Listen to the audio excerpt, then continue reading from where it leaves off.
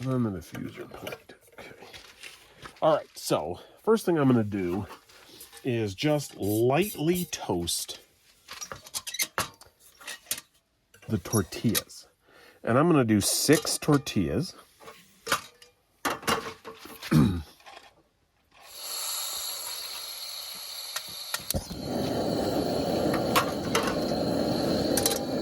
Sorry about the noise. Well, I got up to make sure that you were safe. Thank you. From the bears. Thank you. And if I hadn't, the bears would have got you, Dan. I'm sure. A few moments later. Okay, so I'll do 2 here and then I'll do it. And then I'll stop filming. Judas Priest. Oh yeah. Breaking the law. Breaking the law.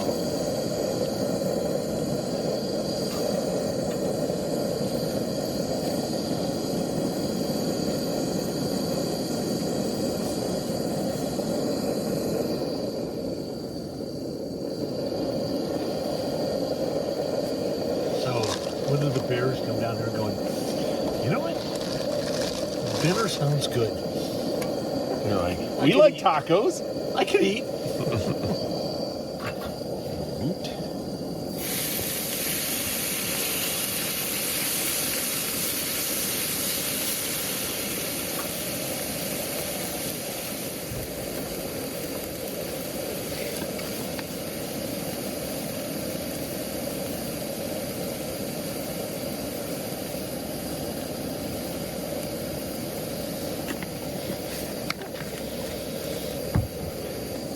Oh, I do.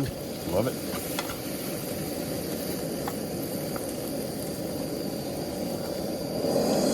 So what got your start? My mother. Yeah?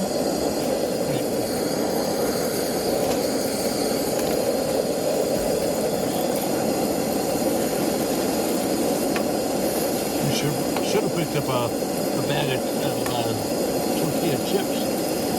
I don't think With the salsa. I don't think. Yeah, but we're gonna have to go get ice tomorrow anyway. More moments later. Now we take the beef, see, take it off the burner. It'll continue to cook for a sec, which will finish it off. Okay, and the next thing is we'll reduce the heat a little bit. Reduce the heat. Put that back on, and then So you don't just put that on top? No? not for pastor tacos, pastor tacos. I didn't know if you reintroduced the tortilla shells to the heat and then... Well, that's why it's always a struggle at this temperature, because so you draw in the cheese. Okay. The first one is hardest because It doesn't want to behave.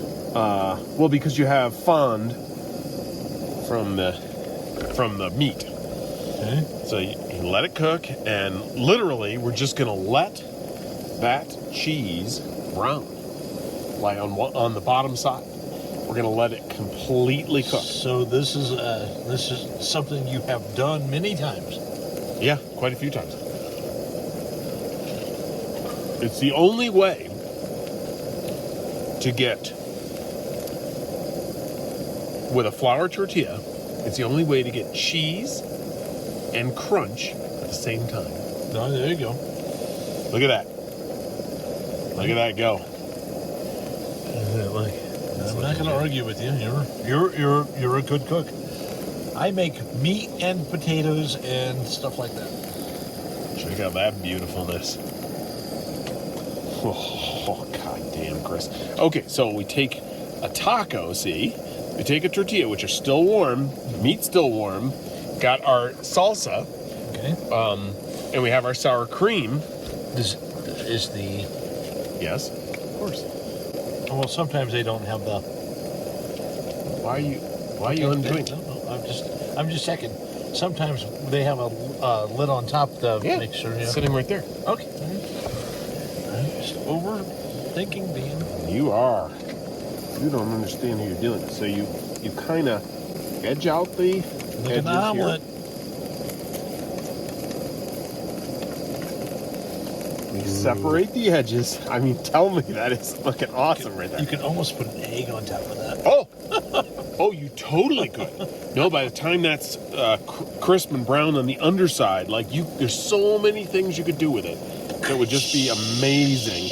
Let's make sure that people can see that. Like, that's really good. Smells good. It's gonna be good. Okay, I need a spoon.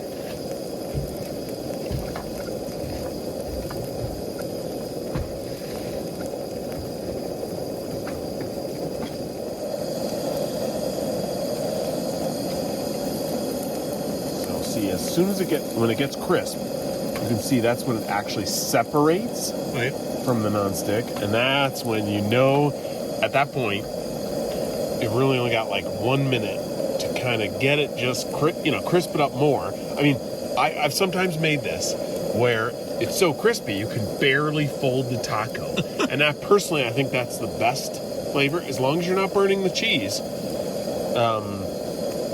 It's delish.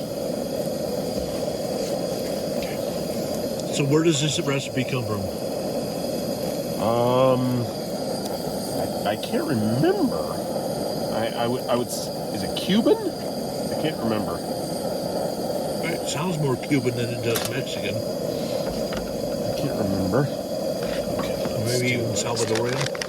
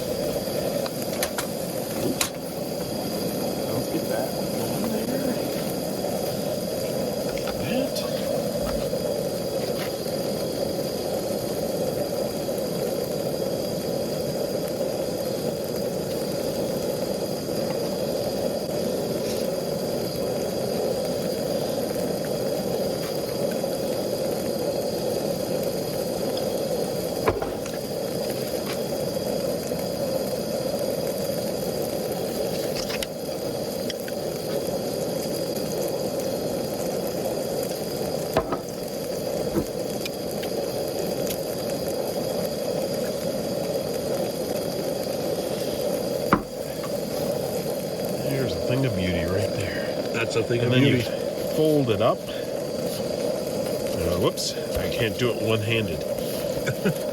Hold the plate at the same time. You got to push down, let it fold, and then it's perfect.